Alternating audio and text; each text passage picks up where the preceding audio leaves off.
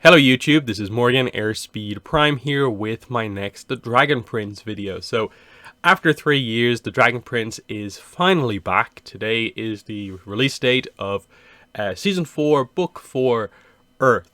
And I'm going to be doing my coverage of it today. So as you can see from the title here, this is going to be my review for episode 2, 3, and 4.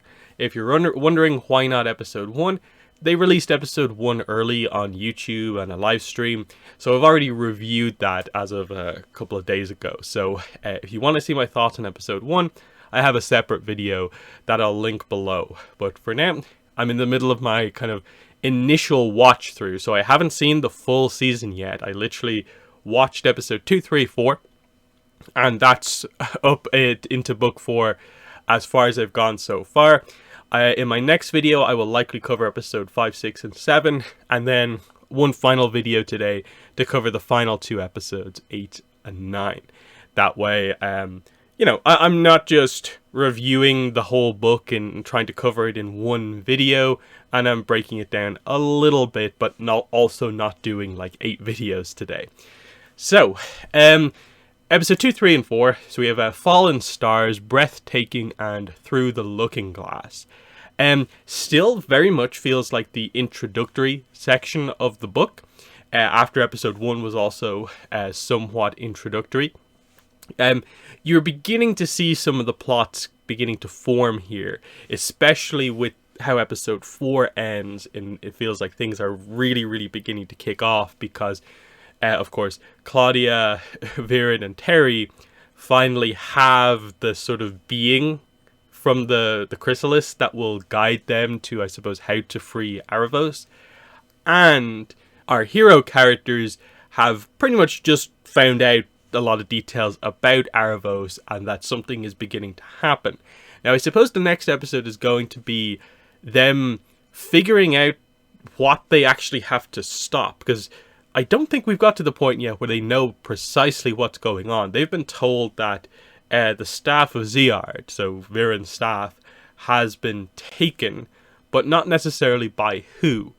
The other thing in all of this is that Rayla still hasn't explained kind of what she's been up to the last 2 years, so I assume they'll be able to connect some dots together and realize that, okay, this is what's happening here.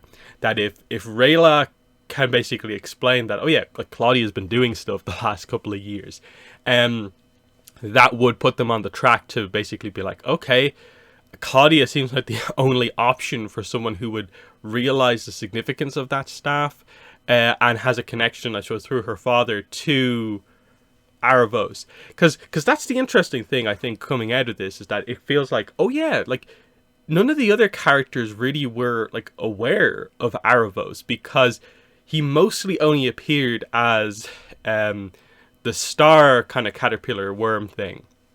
And otherwise, none of the other characters are really kind of familiar with the idea overall. Even the whole, like, the key of Aravos, the cube, was really only, like, it hasn't yet been fully referenced, the significance of that yet. Again, it feels like next episode will probably begin to get into that stuff. And characters being aware, like, oh yeah, I have actually heard the name Aravos before through that. And that was the interesting thing, that we're in the mystery of Aravos now. And episode 4 specifically, since we knew from the preview clip, was going to include a little bit of kind of history, lore, backstory. And so that's what we get. The reason he is in this sort of punishment by the dragons is because he has been effectively manipulating the world into chaos and conflict, and it's very much both sides of the conflict. He's been causing issues in Xadia and in the human kingdoms, all through manipulating people in much the same way he's been doing to, for instance, Viren. Now it seems like he's going to focus on Callum, and that's going to be a bit of the arc that we're dealing with in this book. Is they're highlighting that Aravos specifically targets mages who are very interested in magic, and obviously he can offer them kind of stuff in that way. Now, it is interesting that he is so kind of blatantly, like, and openly possessed Callum like he did to kind of speak at the end of episode 4. In that Callum now knows he's being targeted, and I guess everyone realizes that, like, oh yeah, Callum the mage is the one we need to be sort of suspicious, like careful around, basically, just because of the potential there for Arvos to manipulate him. So they're definitely teasing the idea that, like, okay, can we stop Callum from going down this path? And given that he now knows what to avoid, that's where it's going to be fascinating to see what they do here. I'm guessing they're going to play up the idea of his frustration and anger about what like happened with Rayla, and even though she's back, they still haven't properly like dealt with that. Is that going to be kind of what the arc is across the books? Is that they'll resolve this by Callum not choosing darkness, and that will finally be the moment where he and Rayla like fully make up. And beyond that, then I think the whole Arcanum thing probably has to get brought up in terms of what progression as a mage Callum actually has. Just because they've only done the sky thing so far, and they probably need to do some of the other stuff as well.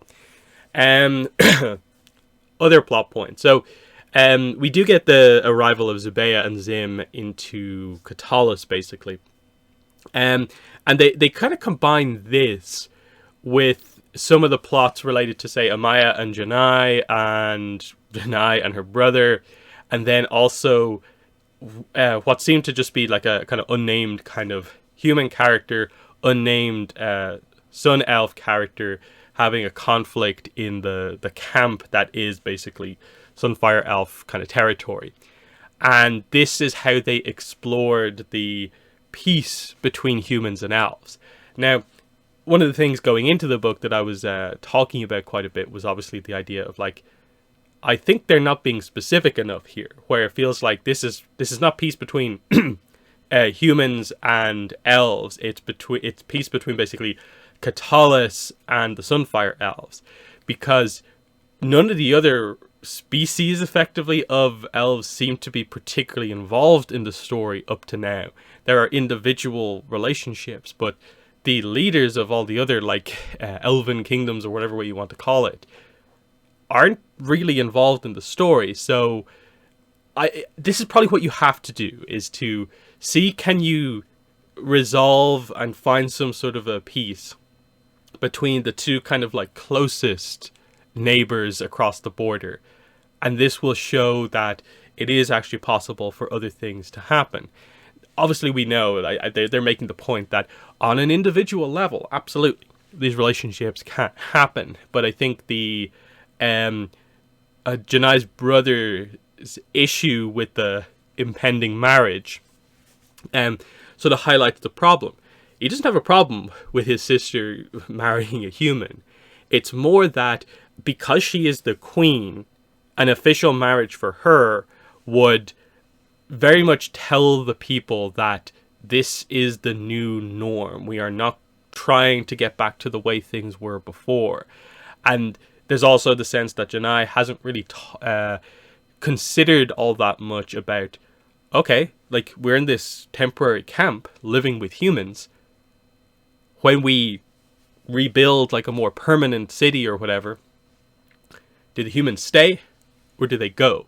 Is this the new normal, or are the humans just here while all this kind of temporary stuff is going on? That's what hasn't been discussed. That, as Amaya and Janai sort of talk about their relationship, fine, that's not, they haven't taken that too fast, but maybe the relationship between humans and elves is perhaps being taken too fast, as like kind of like the end of book 3, that moment of like Zubeia being happy to see all these relationships, and it ended on this very much note of positivity going forward. But as we're beginning to see here, it's a lot more complicated than that, because of different cultures and just the state of the world, basically. Now, obviously they're setting up the idea is that they're all going to have a chance to work together to stop Aravos, and this will probably help to bring people back together once again.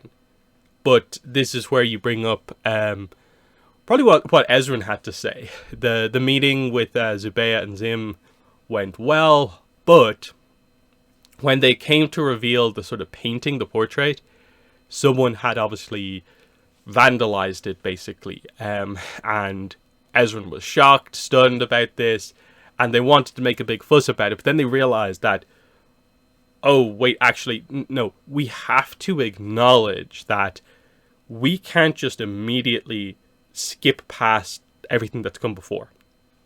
And so Ezran's speech was actually quite well done, because it's him acknowledging that we have to move forward and try to be better for the future, but we also can't forget the sort of tragedies, darkness of the past. And so he kind of makes the point about having both that loss, but also the positivity for peace in our hearts at the same time.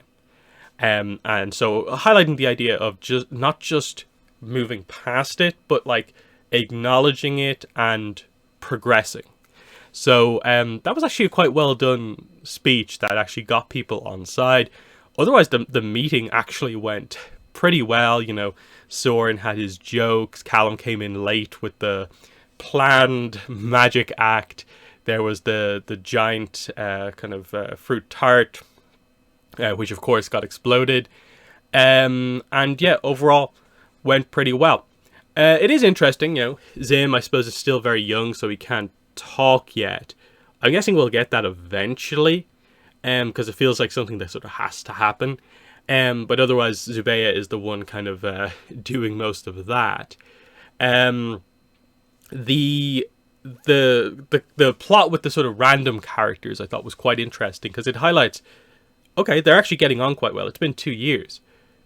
But these things, I guess, are the things that are causing tensions. Little things like this that highlight that they are from different worlds, effectively. So in the temporary camp, a guy, he says his mother has just passed away. So he does the Sunfire Elf thing of sort of lighting a fire and sort of guarding it overnight, because it has to be lit for a certain amount of time to allow her spirit to sort of move on. But of course, this woman takes issue with that, because it's an open fire in the middle of a camp that is basically just tents. So any slight ember that lands on something will probably put the camp up in like complete flames. And I think it's a relatively nuanced point made here about the idea that neither of them are inherently wrong. That, like, sure, it's a bit harsh on her to, you know, call what he's doing a superstition when it's, you know, an important part of his culture and the way that they do things. But also, he has just tried to do the sort of things the way they used to be done in a place that is probably not suited for that. And the path to peace would have been him going to, I suppose, the people running the camp and being like, okay, I need to do this ceremony. Where do I do it safely? And I'm sure they would have been able to work together to find a location that wouldn't put the camp at risk, but that you can still do it. And I suppose that's just sort of the kind of problem here is the elf not quite thinking about everyone else in the middle of doing this, but then her being way too harsh in terms of, you know, put it out, safety. And of course, what we get is the two issues here. She throws water onto the flame, putting it out. Shocking moment to sort of like defile this ceremony like that. And then he goes into his sort of sunfire form and he touches her hands, but it basically completely burns both of her hands. And that's where it stops, but it highlights the tensions between both sides going into this, and that after what's just happened before, it highlights that, okay, yeah, we're not ready for like complete peace, but it's also the case of like, it's been 2 years and there hasn't been like open war. So are there just still little things that need to be just slightly dealt with, slightly adjusted? And I think that probably is the case in all of this, that yes, this highlights an issue, but is it as grand of an issue as it maybe suggests? I don't think so. I think again, communication, some more discussion. And again, a lot's going to depend on, I suppose, does this issue get brought before, like, Janai and Amaya, and does this cause a little bit of an issue as they maybe take sides in this conflict? The brother, like, what's he necessarily wanting to do? Because he basically proposes the idea that just don't get married. Like, act like you're effectively all in name married. That's fine. Just don't make it official, because that will make it look like everything is, getting locked in this way. Okay, let's actually talk about the whole Callum and Rayla thing and how they did it. I'm finding it very weird that we're 4 episodes in and we've barely touched on why Rayla left. Like, if you don't know about the comic where she left, and if you haven't read the kind of online letter thing that she sent, they so far haven't done a great job at highlighting why she left and getting into that at all. Now, admittedly, I think that's part of the plot, is that the discussions that they've had have not actually gotten into any of the details, apart from, in general, well, you didn't find Viren, so it was a failure, but she did find this monkey, Stella, which, again, they haven't really explained that outside the fact that, I guess it was an orphan, so she brought it with her. And that obviously has to come out. But when she explains that, are they going to catch people up on the scope of basically why she left and that whole thing? Because I feel like I know more than the show has presented so far, and I'm just waiting for us to be kind of fully brought up to speed. Because otherwise, again, it's one of those situations where, like, you understand the way both of them are sort of feeling. She has returned, and I think she, to a certain degree, understands why she's not being immediately welcomed back by Callum with complete open arms, because it's this idea of, why is everything like on her terms? She decided to leave, she decided to come back, and she seemingly kind of wants it to be the way things were. Well, that was never going to be the case when, 1, she's been gone for 2 years. I suppose 2, she left on Callum's birthday as well. And so there's a lot that they do need to deal with. Yes, is Callum handling this well? Not particularly, because he's very much sniping at her at, like, every possible kind of situation. But that is the kind of reality of what's happened here. So it's all about, when will they finally have the proper open dialogue? Because like, he knows, like, she still cares about him, but it's hard to ignore the, I was gone for 2 years. And so a lot's going to depend on what she actually has been doing for those 2 years. And it was also interesting that, like, the one, I think, really interesting thing that she said was said while, like, Callum was asleep, which might have been better said directly, sort of like to him. That she says she was out searching, like, for revenge, basically, and because of that, she basically put at risk the one thing she, like, truly cares about, which is Callum. So we'll see what happened there, because there's still some questions about this, because apparently why she left was related to her parents as well, which technically she should know about, but the show or any of the comics have not particularly made it clear that she actually knows that, like, her parents are in coins, and if she finds Viren, she theoretically finds, like, her parents and Runan. They haven't made that, like, clear yet, that is actually, like, what's going on here. Then also, like I was saying before, the main plot of, like, Vera and Claudia, does Rayla have any information about that? Because otherwise, if she doesn't, then there really is a case for, like, where have you been? Like, what have you been doing for these 2 years? So there's that. As for the Vera and Claudia stuff, and Terry, so they get the staff, because they need the staff of Zeard, the first Dark Mage, to finish the spell, which will get the being out that will guide them to where Arvos is. So they have to climb the Storm Spire. And of course, Viren just being alive again, is struggling with this for one, it seems like his body isn't like particularly fit, I suppose, but then two, he's also dealing with like the emotions of like he has to climb the mountain he fell off that killed him in the first place. So there's that kind of fear of heights aspect coming out, and I think you really see like, you know, Claudia's drive to make this happen. And I like the scene like halfway up the mountain where Viren is kind of like, in a way, like, I can accept dying in 30 days if we can just enjoy these last 30 days with you, my daughter. Like, this is what I want.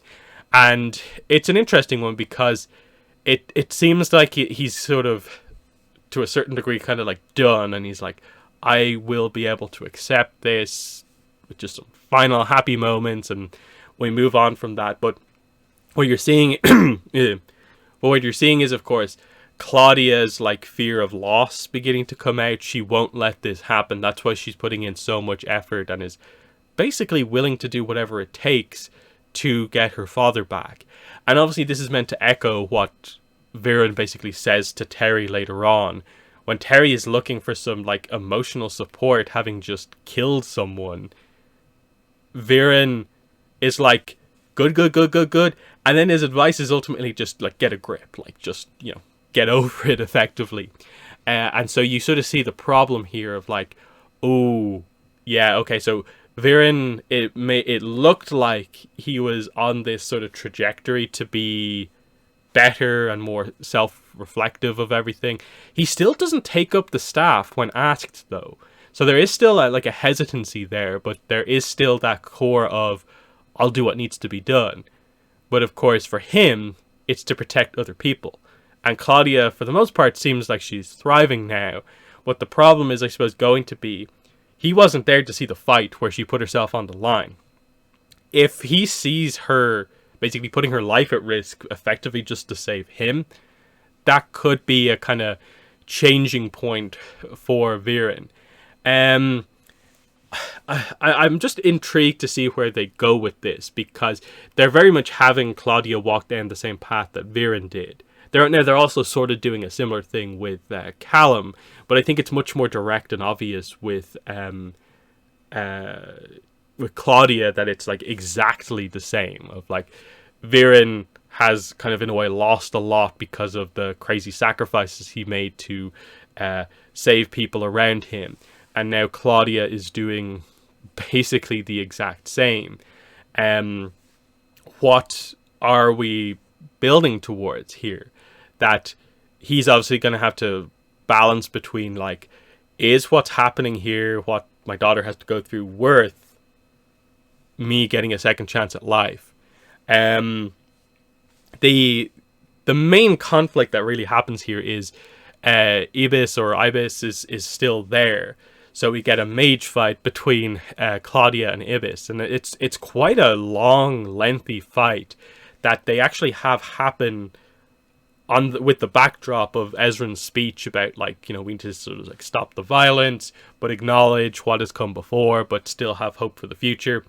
And yeah, Ibis actually has the advantage in the fight, because obviously we get established that he's actually this amazing mage, because he only used like 1 or 2 spells in the previous book, but here we get the idea that he is actually like extremely powerful. Claudia, with all her tricks, can't really get the advantage over him, and it's only Terry coming in last minute and stabbing him that actually like ends the fight. And obviously his last breath, his last spell, is what alerts everyone that there's a problem actually happening here. Terry's interesting so far because obviously they haven't explained like, where did you meet him? Like, where did he come from? Why is he not with his people? What's the deal there? They showed us the kind of earth kind of form, which seems to help with the growth of plants, but at least with Terry they established that like, oh yeah, it'll accelerate the growth of this flower by like double speed, but nothing immediately happens, so it's hard to fully judge that. Otherwise, like, you don't really get too many hints about the full kind of scope of what's going on here, other than that he doesn't seem repulsed by dark magic. he does obviously care about Claudia, but what's exactly going on here is sort of the question here, and I'm obviously waiting for some answers there. I suppose what Arvos says to everyone, it is an interesting one, where he just completely like verbally like takes down like the entire main cast, highlighting that if I get out, like none of you guys stand a chance. That, you know, an assassin who can't kill people, a young king who doesn't really like believe in himself, and so on. And of course, because he was with Viren so long, he knows exactly how to hurt Soren, by just referencing the fact that your father doesn't care about you. That's gonna, again, like I've been saying, like my main prediction, when the two groups actually meet up, whether it happens in this book or the next book, it's going to be very exciting, because there's a lot of big dynamics that do need to happen from all these characters kind of coming together. Anything else to cover? I suppose that the reveal about what the mirror actually is, that no one actually knows where Arvos' prison is, but the Archdragons all have kind of parts of the clues. So Avazandum got the mirror, which is actually a magical looking glass to monitor him. So that's what that is. That explains it. It's a looking glass to monitor him. And then the other dragons will all have other kind of specific clues. So that's going to be exciting, because I suppose that means we have to basically travel all around Xadia. Now, this opens up a few things, and that obviously we know Rex Igneous is going to be a big important aspect of this book, the Earth Archdragon. So I'm guessing, is it literally just that one that we're going to get? And then that will be what the mystery of Arvos actually is, of like, well, we haven't done anything, I think, with the Water Dragon or Water Elves, so that's an obvious path to, you know, interact with them. You know, then there's stuff like, you know, Star Dragons, like we're obviously waiting to see them. Even though we've dealt a lot with moon-related stuff, the Moon Dragon, obviously, they say that she died. Is there a new one? What's the new Moon Archdragon? There's a lot of questions about like other stuff, but that seems to be the trajectory for where we're heading here. I don't think there's any way in just like 5 remaining episodes we can gather up like the clues from every Archdragon. So this seems to be the overall plot. Now the question is going to be like, they're now on the path for this. Is this the exact same thing that the moth person, the being that will guide them to help find where Arvos is that exactly the same thing that he's doing for them? So it's just this sort of hunt to see who finds the clues from the Archdragons first, or does Arvos have like a different path to locate where he is or whatever? Because again, it all has to happen in a month, so all of this has to happen like pretty quickly overall. But for the most part, the books of the Dragon Prince haven't covered huge spans of time, because even though like 9 episodes is a decent amount, the scope of each book doesn't tend to be like particularly huge. So I think that's where I'm going to end it for this one. Of course, I'm eager to get back to watch more of the episodes. So like I said, next video we'll cover the next 3 episodes, and we'll go from there. So in the comments, let me know what your thoughts were on episode 2, 3, and 4 of the Dragon Prince Season 4. But that's been the video. Thanks for watching, and bye.